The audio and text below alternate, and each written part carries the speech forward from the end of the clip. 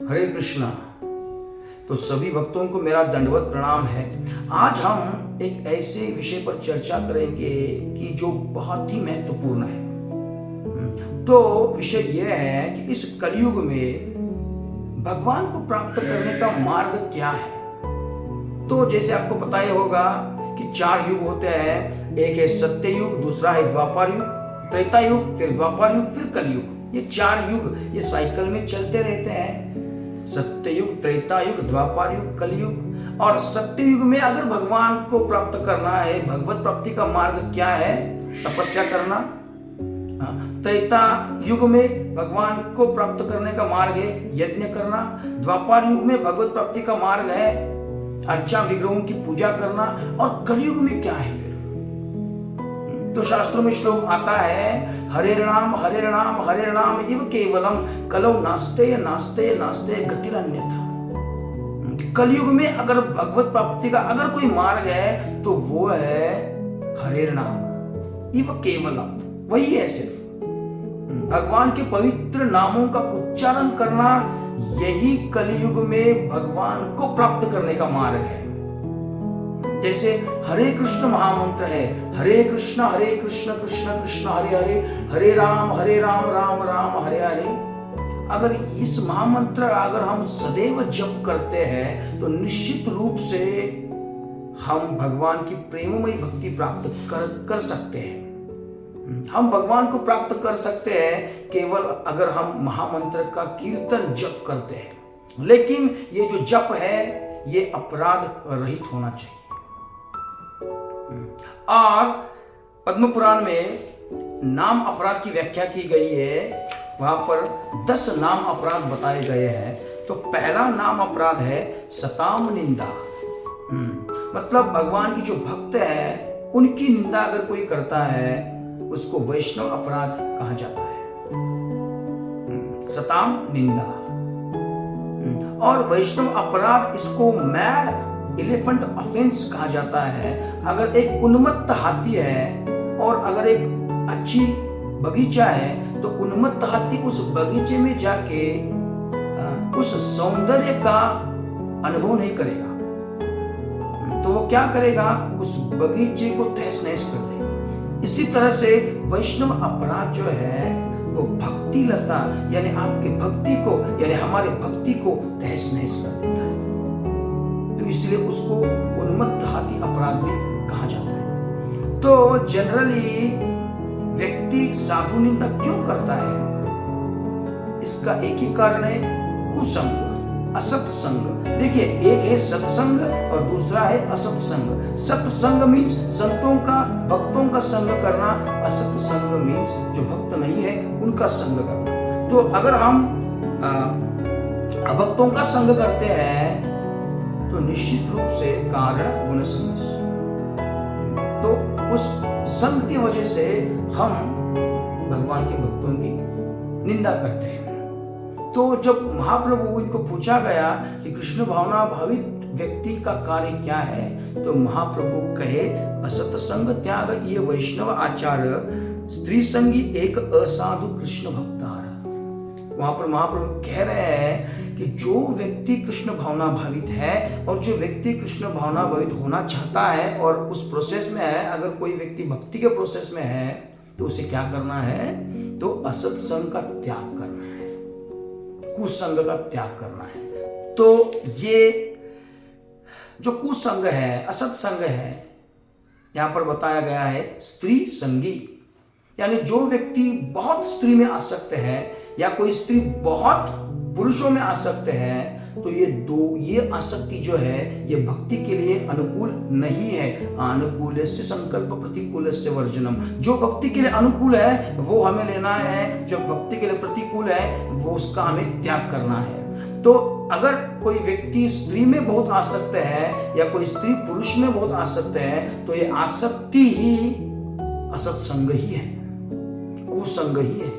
क्योंकि इसकी वजह से भक्ति में प्रगति नहीं होने वाली है। और महाप्रभु बता रहे अभक्त असाधु, जो भक्त नहीं है उनका अगर हम संग करें, वो भी भक्ति के लिए पोषक नहीं है, उससे भी हम साधु निंदा कर सकते हैं। तो यहाँ पर जो अभक्त है, जो असाधु है, वो 4 प्रकार के होते हैं। एक मायावादी है, एक नास्तिक है, एक द्वेषी है और एक इंद्रिय उपासक यानी भौतिकवादी व्यक्ति है। तो मायावादी व्यक्ति कौन है? जो व्यक्ति वेदों के अध्ययन तो करते हैं लेकिन लोगों को वेदों का अल्टीमेट गोल नहीं बताते। तो वैदिक शास्त्र जो है उनका अल्टीमेट गोल, उद्देश्य क्या है? भगवान श्री कृष्ण भगवत गीता में बता रहे हैं, वेदेश सर्वम अहम एव वेद्यो। सारे वैदिक शास्त्रों का सार क्या है? भगवान कह रहे हैं मुझे जानना। भगवान श्री कृष्ण को जानना ही सभी वैदिक शास्त्रों का सार है। इसलिए भगवान भगवत गीता के 18 चैप्टर के 65 श्लोक में कहते हैं, मन मना भव मद भक्त मत याजी माम नमस्कुरु। आखिर में भगवान कहते हैं, मन मना मेरा चिंतन करो सदैव, मत भक्त मेरा भक्त बनो, मत याजी मेरी पूजा करो, माम नमस्कुरु मुझे नमस्कार करो। ये भगवान की इच्छा है। तो हमें भगवान की इच्छा से हमारी इच्छा संलग्न करनी है, उससे यही भक्ति कहते हैं। तो यहाँ पर मायावादी जो व्यक्ति है, जिनको वेदवात रता भी कहते हैं, तो वेदों का वो स्टडी तो करते हैं, अभ्यास तो करते हैं, लेकिन वेदों का अल्टीमेट गोल वो लोगों को नहीं बताते हैं। वो क्या करते हैं? लोगों को मिसलीड करते हैं। कहते तो है जो हम कह रहे हैं वही कहते हैं, लेकिन आखिर में वो बताते हैं आत्मा को परमात्मा में लीन हो जाना, ब्रह्मन में लीन होना है।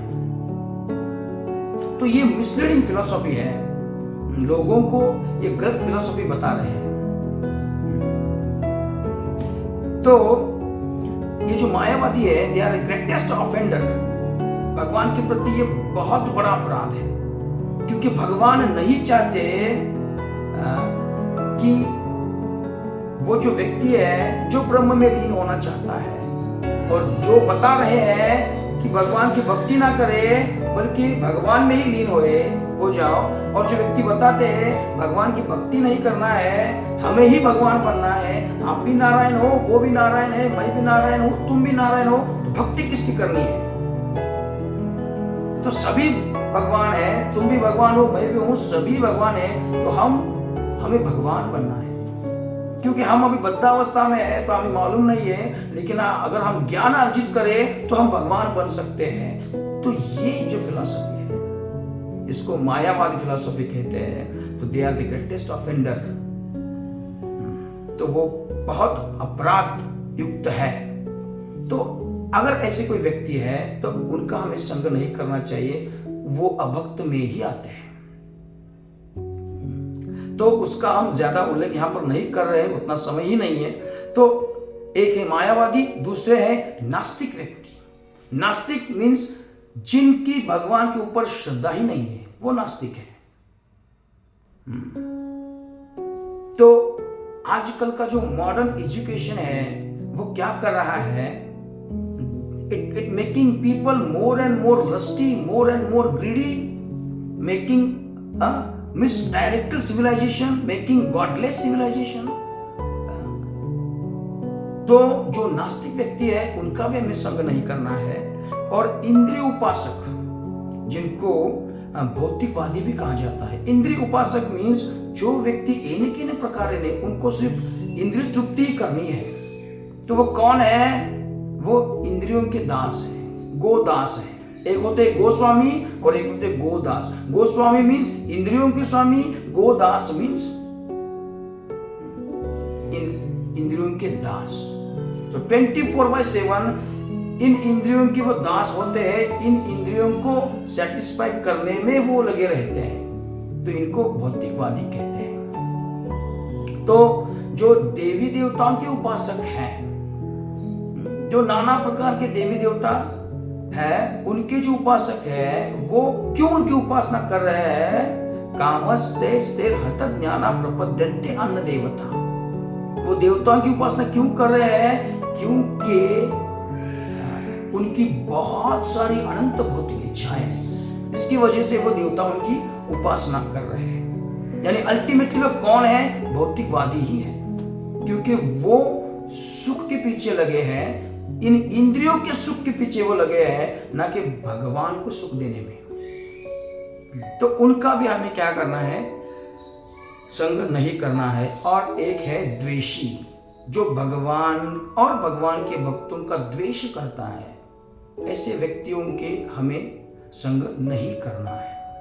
तो इसलिए भगवान बताते हैं भगवत गीता में 9th चैप्टर में कि जो भगवत गीता का मिडिल चैप्टर है, तो वहां पर भगवान अर्जुन को बता रहे हैं कि मैं खुद का ज्ञान तुम्हें दे रहा हूं, मेरी कॉन्फिडेंशियल मोस्ट कॉन्फिडेंशियल नॉलेज वो ये तमाम ज्ञान मैं आपको दे रहा हूं, क्योंकि प्रवक्ष्यामि अनसूये, क्योंकि आप मेरा द्वेष नहीं करते, इसलिए मैं खुद का ज्ञान तुम्हें दे रहा हूं। और भगवान एक श्लोक में बताते भी हैं कि जो द्वेषी व्यक्ति है उसको हमें ये ज्ञान नहीं देना है, क्योंकि अगर हम द्वेषी व्यक्तियों को ये ज्ञान अगर देने जाए तो द्वेषी व्यक्ति वो द्वेषी करता रहेगा और वो बार बार अपराध करते बैठेगा, इसके वजह से उसका अधःपतन हो जाएगा।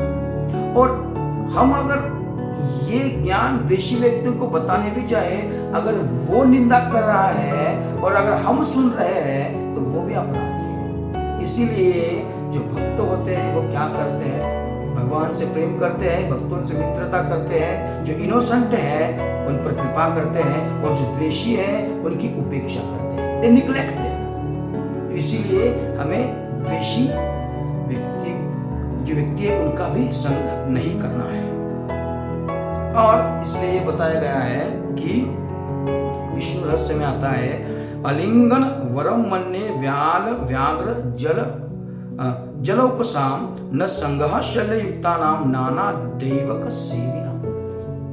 विष्णु रहस्य में ये बताया गया है कि बहुत सारे लोग जो देवी देवता के उपासक है वो खुद के इंद्रिय तृप्ति के लिए उनकी उपासना कर रहे हैं, बाकी उनका कोई पर्पस नहीं है, कोई पर्पस नहीं होता, बहुत सारी इच्छाएं होती है। अगर इस जो देवता है उनकी तरफ वो जाता है, अगर उनकी इच्छा पूरी नहीं होता है तो नेक्स्ट दूसरा, तो ये चलता ही रहता है उनका। तो वो खुद के इंद्रिय तृप्ति के लिए वो देवता के उपासक हैं। तो विष्णु रहस्य में बताया गया है कि ऐसे व्यक्तियों का संग करने के बजाय आप क्या करो, आलिंगनम वरम मन्ये, आप आलिंगन करो किनका, व्याल व्याघ्र जलौकसाम। आप सांप का आलिंगन करो या बाघ का आलिंगन करो या क्रोकोडाइल, उनका आप आलिंगन करो, वो बहुत अच्छा है। क्यों? श्री रामानुजाचार्य इस श्लोक के तात्पर्य में बताते हैं कि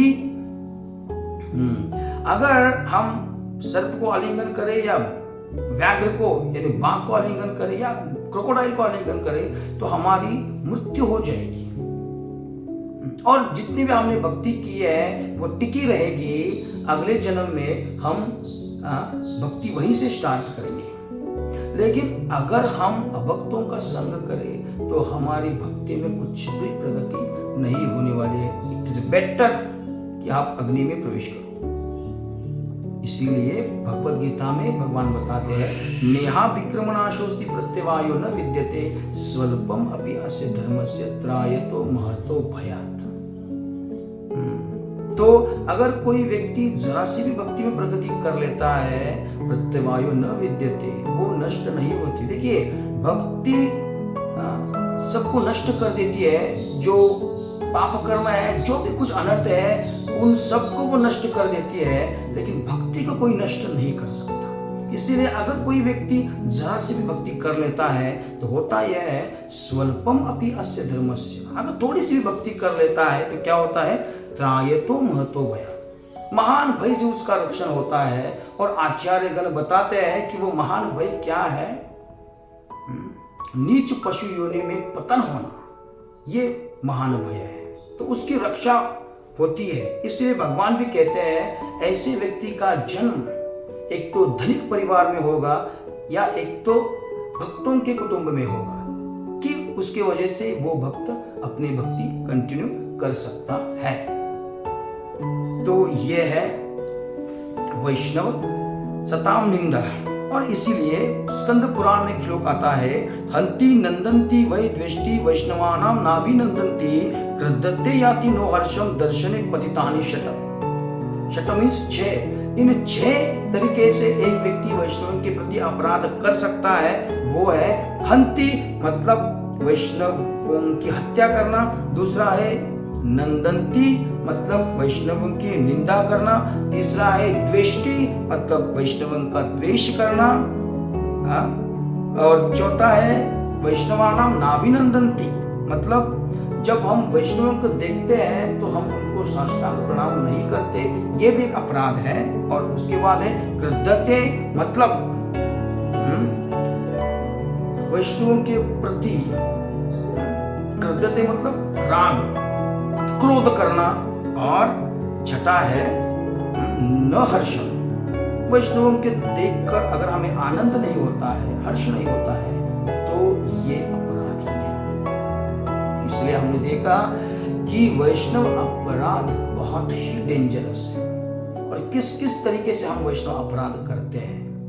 तो अगर हमें भक्ति में प्रगति करनी है तो प्लीज हमें वैष्णवों के प्रति कुछ भी अपराध नहीं करना है। अगर हम वैष्णवों के प्रति अपराध करते हैं तो तुरंत उसी भक्त के चरणों में दंडवत प्रणाम करके हमें उनसे क्षमा याचना करनी है। अगर हम ऐसा करते हैं तो केवल वो भक्त ही है जो हमें क्षमा कर सकते हैं। भगवान खुद का अपराध सहन कर सकते हैं, लेकिन उनके भक्तों का अपराध वो सहन नहीं करते। इसलिए हमें वैष्णव अपराध से बहुत दूर दूर दूर तक हमें दूर रहना है। अगर ऐसा हम करते हैं तो निश्चित रूप से हम भक्ति में जल्द ही प्रगति कर पाएंगे। तो इसमें कोई अगर त्रुटि हो, कोई प्रॉब्लम हो, कुछ त्रुटि हो सकती है, कुछ भूल भी हो सकती है, तो अगर ऐसा कुछ आपको लग रहा है तो प्लीज मुझे क्षमा कर दीजिए। आपका अगर कोई प्रश्न हो तो आप पूछ सकते हो। ठीक है। श्रील प्रभुपाद की जय, श्रील गुरुदेव की जय। हरे कृष्ण।